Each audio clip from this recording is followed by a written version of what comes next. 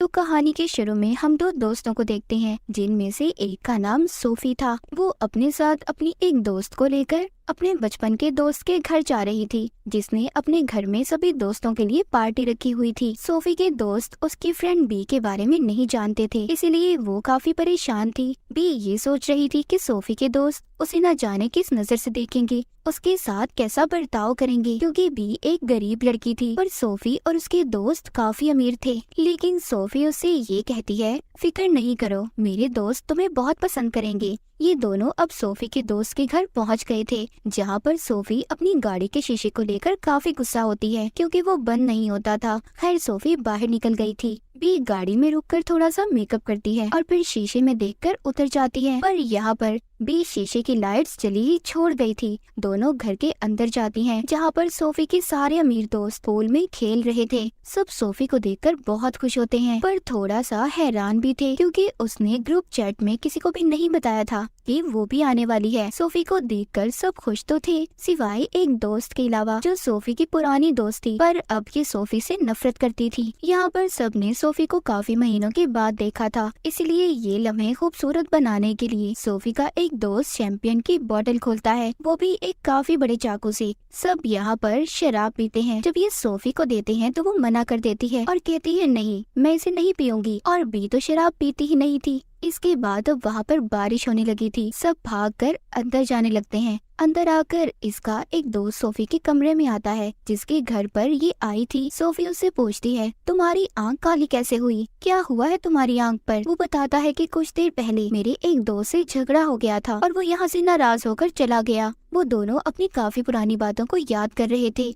जब ये दोनों बैठे बातें कर रहे थे, तभी वो सोफी की पुरानी दोस्त बी के पास जाती है और कहती है कि बी, जरा तुम सोफी से दूर ही रहना तो तुम्हारे लिए अच्छा होगा। इसके बाद बी जब किचन में जाती है तो वहाँ पर कुछ लड़कियाँ टिकटॉक वीडियोस बना रही थी। बी को इस माहौल में थोड़ा सा अजीब लग रहा था, क्योंकि वो बाकी लड़कियों की तरह एंजॉय नहीं करती थी। सभी लड़कियाँ बी से पूछती हैं कि तुम्हारी और सोफी की दोस्ती कैसी चल रही है। बी भी उनको जवाब देती है कि बहुत अच्छी। अब रात हो गई थी और अब हुई थी इनकी असल पार्टी शुरू। ये सभी बहुत ज्यादा मजे करती हैं, डांस करती हैं, शराब पीती हैं। यहाँ पर जब सोफी और बी डांस कर रहे थे तो उस दोस्त को ये बात अच्छी नहीं लगती, जो सोफी की पहले दोस्त थी, कि बी के साथ वो इतने ज्यादा मजे कर रही है और अब वो भी बी को अपने साथ डांस करने का कहती है। जब सोफी उसे ऐसा करते देखती है तो उसे ये बात अच्छी नहीं लग रही थी। सोफी यहाँ पर सबसे एक गेम खेलने का बोलती है। वो कहती है, हमें यहाँ पर एक गेम खेलनी चाहिए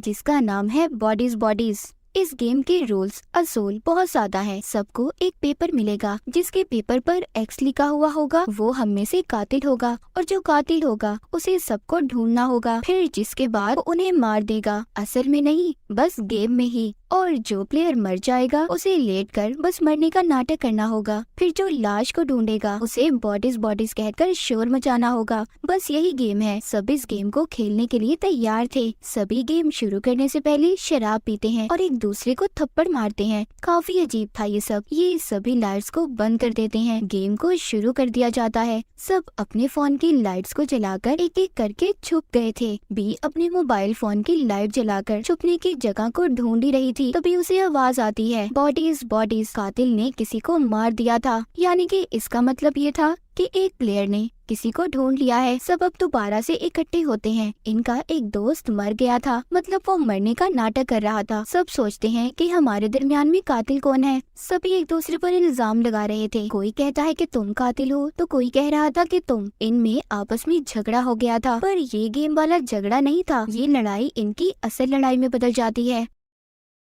आधे लोग तो गेम छोड़कर यहाँ से जा चुके थे, तो जो लोग बचते हैं, जिनमें सोफी और बीबी शामिल थी, ये सोचती हैं गेम तो खत्म हो गई। दोबारा से ये शराब पीती हैं और एक दूसरे को पागलों की तरह थप्पड़ मारती हैं। लेकिन तभी अचानक से मौसम खराब हो गया था और बहुत तेज बारिश भी होने लगी थी। इस वजह से इनके घर की लाइट भी चली जाती है। सब लड़कियाँ परेशान हो गई थी, सोचती है कि लाइट को वापस कैसे लाना चाहिए। ये अब एक कमरे में जाती हैं, जब भी खिड़की की तरफ जा रही थी तो वो सोफी के दोस्त को देखती है जिसने अपने घर में पार्टी रखी हुई थी। उसकी गर्दन से खून आ रहा था। बी के चिल्लाने पर जब बाकी लड़कियां भी वहाँ पर आती हैं कि हुआ क्या है, पर उनका वो दोस्त वहाँ पर मर चुका था। सब बहुत ज्यादा घबरा रही थी और सोचती हैं कि क्या सच में यहाँ पर कोई कातिल मौजूद है। वो मदद के लिए फोन करने की भी कोशिश करती हैं, पर नेटवर्क भी नहीं था। इसीलिए अब ये सभी सोफी की गाड़ी में जाती हैं ताकि सामने वाले टाउन में जाकर वो मदद ला सकें। लेकिन पता चलता है कि गाड़ी की बैटरी भी डेड हो गई थी क्योंकि बी ने जाते हुए लाइट्स को जला छोड़ दिया था। अब उनके पास गाड़ी भी सिर्फ एक ही थी क्योंकि सोफी के सारे दोस्त अपने एक दोस्त के साथ यहाँ पर आए थे जो नाराज होकर यहाँ से अपनी गाड़ी लेकर चला गया था। इनके पास कोई दूसरा रास्ता नहीं था, इसीलिए सब लड़कियाँ घर के अंदर वापस आ जाती हैं और उनमें से उसी दोस्त को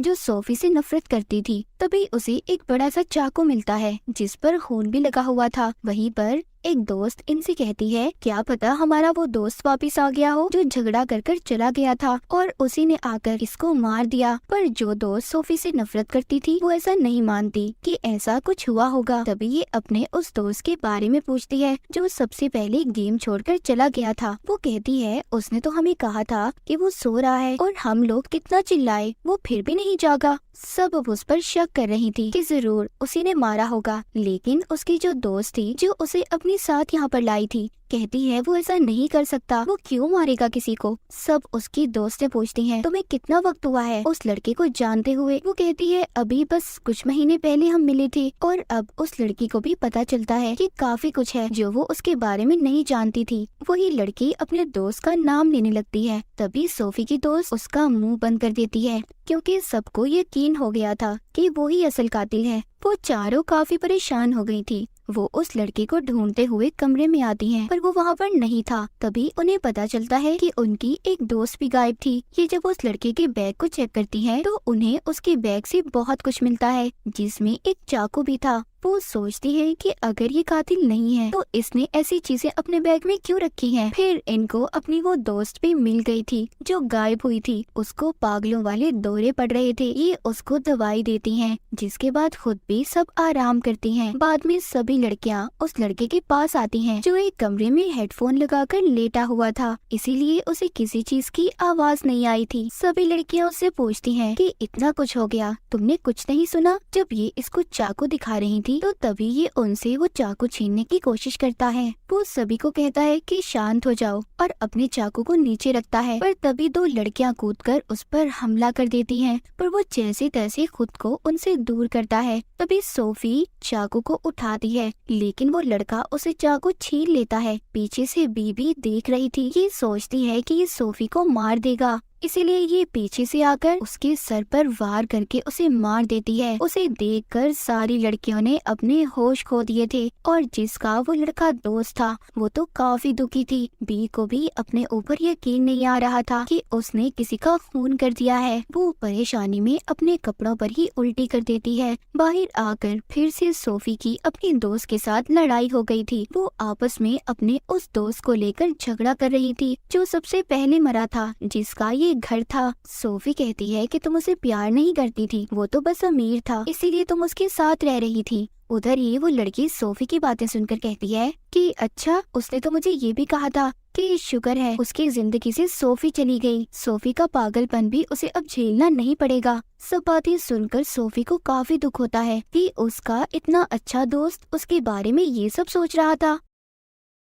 सब बातें सुनकर सोफी उससे कहती है तुम मर जाती तो अच्छा होता। वो लड़की इसकी बातें सुनकर यहाँ से चली गई थी। उधर बी को दिखाया जाता है जो अपने जिस्म से खून को साफ करके कपड़े बदल रही थी। ये अब सभी अलग अलग हो चुकी थी और सब एक दूसरे को ढूंढ रही थी। तभी अचानक से एक लड़की का पाँव अटक जाता है और वो अपनी दोस्त की लाश पर जाकर गिरती है। ये वही लड़की थी जो सोफी से झगड़ा कर रही थी। अब इनकी एक और दोस्त मर गई थी। सोफी की जो पहली दोस्त थी जो उससे नफरत करती थी कहती है कि अब तो वो भी मर गया जिसको हम कातिल समझ रहे थे। तो असल में कातिल है कौन? इनकी एक दोस्त यहाँ पर कहती है कि तुम लोग मान लो हमारे बीच में ही कोई कातिल है जो हमारी जान के पीछे पड़ा है और हमें उस कातिल को ढूंढना होगा इससे पहले कोई और मारा जाए। अब जवाब ढूंढने के लिए सोफी की दोनों दोस्तें बी पर इल्जाम लगाती हैं क्योंकि वही थी जिसके बारे में ये कुछ भी नहीं जानती थी। वो दोनों कहती है, हमने तुम्हारे बारे में सर्च किया, तुम्हारे नाम की तो कोई लड़की सोशल मीडिया पर है ही नहीं और तुम्हारा नाम तो यूनिवर्सिटी में भी नहीं है। यहाँ तक कि हमारे दोस्त की लाश को भी पहले तुम्ही ने देखा था। वो लड़की कहती है, और तुमने मेरे दोस्त को भी मारा है जिससे मैं प्यार करती थी। ये सब कहकर वो दोनों लड़कियां सोफी की दोस्त बी को घर से बाहर निकाल देती हैं। बाहर बहुत तेज तूफान था और बारिश भी बहुत तेज हो रही थी। इन्होंने घर के सभी दरवाजों को बंद कर दिया था, इसीलिए बी अब सोफी की गाड़ी में छुपने के लिए चली जाती है। गाड़ी के शीशे को नीचे करती है और गाड़ी में जाकर बैठ गई थी। वो सूखे कपड़े पहनती है और चिप्स खाती है। वो फिर से जाने की कोशिश करती है। जब वो खिड़की पर खड़ी थी तो वो सोफी की दोस्त को देखती है जो सोफी से नफरत करती थी। वो अपने दोस्त के डैड की बंदूक को चुरा रही थी। कुछ देर के बाद बी को एक खुफिया रास्ता मिलता है जिससे वो घर के अंदर आ जाती है। वो सोफी और उसके साथ दूसरी लड़की को बताती है कि सोफी, तुम्हारी ये दोस्त जिसका नाम जॉर्डन है, उसके पास बंदूक है। पर जॉर्डन अपनी जेब दिखाती है, उसके पास कुछ भी नहीं था। उसकी जेब से एक पेपर गिरता है जिस पर एक्स लिखा हुआ था, यानी कि जॉर्डन ही कातिल थी। पर बी उनका इतना भरोसा तोड़ चुकी थी कि अब कोई भी बी पर यकीन नहीं कर रहा था। बी यहाँ पर अब अपना सच सबको बताती है। कहती है, मैंने यूनिवर्सिटी में एडमिशन लिया था पर मैंने अपनी मॉम की वजह से पढ़ाई छोड़ दी। और सोफी, मैं तुम्हें ऐसे नहीं बताना चाहती थी, इसीलिए मैंने तुमसे झूठ बोला। सब बातें सुनकर सोफी बी को गले लगा लेती है, पर तभी जॉर्डन बंदूक निकालती है। कहती है, बी ही कातिल है, मैं अभी भी बी को ही कातिल मानती हूँ और मैं इसकी मीठी मीठी बातों में नहीं आने वाली। सोफी कहती है, देखो इस बंदूक को दूर करो, तुम ऐसा कुछ नहीं करोगी। पर तभी इनके दरमियान में झगड़ा होने लगता है और इनकी लड़ाई अब ऐसी थी कि सब एक दूसरे के राज खोलने लगती हैं। वहीं पर इनकी एक दोस्त जॉर्डन से कहती है कि तुम इतने भी अमीर नहीं हो जितनी बनती हो। इस बात पर जॉर्डन को गुस्सा आ जाता है और वो गुस्से में उसके पैर पर गोली चला देती है। वो लड़की अब चीख चीख कर यही कह रही थी कि जॉर्डन ही कातिल है। इनके दरमियान में अब लड़ाई होने लगती है। इसी लड़ाई में गोली उसी दोस्त को लग गई थी जिसके पाँव में पहले जॉर्डन ने गोली मारी थी। वो अब मर चुकी थी, पर अब जॉर्डन अपनी जान बचाने के लिए जब ऊपर जाती है तो इसके पीछे सोफी भी जा रही थी। इससे बंदूक लेने की कोशिश कर रही थी, लेकिन जब बी ये देखती है तो वो जॉर्डन का गला पकड़कर उसे नीचे गिरा देती है। जॉर्डन मरने से पहले बी से कहती है कि सोफी का फोन देखो, वो तुम्हें धोखा दे रही है। अब सिर्फ बी और सोफी बचे थे। इनके 5 दोस्त मर गए थे। बी को भी सोफी पर यकीन नहीं था, इसलिए ये रात उससे छुपकर गुजारती है। जब सुबह होती है तो बी बाहर निकलती है। बारिश भी बंद हो गई थी। पीछे से सोफी आकर उसको गले लगाती है। बी के पास जॉर्डन की बंदूक थी। वो उससे कहती है, पहले अपना फोन दिखाओ, पर इस बात पर वो नहीं मानती। तभी उनका झगड़ा होने लगता है और दोनों जाकर पूल में गिरती हैं। बी जब बाहर आती है तो उसे एक फोन मिलता है, लेकिन ये फोन सोफी का नहीं था, ये सोफी के दोस्त का था जिसके घर में ये दोनों पार्टी में आई थी। बी उसके फोन को अनलॉक करती है, जिसके बाद दोनों एक वीडियो को देखती हैं जिसमें वो एक शराब की बोतल को बहुत बड़े चाकू से खोल रहा था, पर गलती से वो उसकी गर्दन पर लग गया। उसका गला कट गया और उसी की वजह से उसकी मौत हुई थी। यानी कि यहाँ पर कोई कातिल था ही नहीं। जितने भी लोगों की जान गई सब बेकार में मारे गए। तभी वहाँ पर सोफी का वो दोस्त आता है जो झगड़ा कर चला गया था। वो वहाँ पर पड़ी जब लाशों को देखता है तो सोचता है कि आखिर यहाँ पर हुआ क्या था। तभी बी देखती है फोन में सिग्नल्स आ गए थे और लाइट भी आ गई थी। तो यहाँ पर बेचारे जितने भी दोस्तों की जान गई सब बेकारी में मारे गए। ना तो कोई कातिल था और ना ही उनके मरने की कोई वजह, ना कोई दुश्मनी। बाज दफा हम ऐसी गलतियाँ कर जाते हैं जिस बारे में हम खुद भी नहीं जान पाते कि हम कर क्या रहे हैं। तो कुछ भी करने से पहले उस बात का जरूर पता करें कि आखिर असल बात क्या है। और इन दोस्तों ने जो गलती की ये अपनी जान से गए, या फिर ये कह लें ये इनकी बेवकूफी थी। और इसी के साथ ही कहानी यहीं पर खत्म हो जाती है।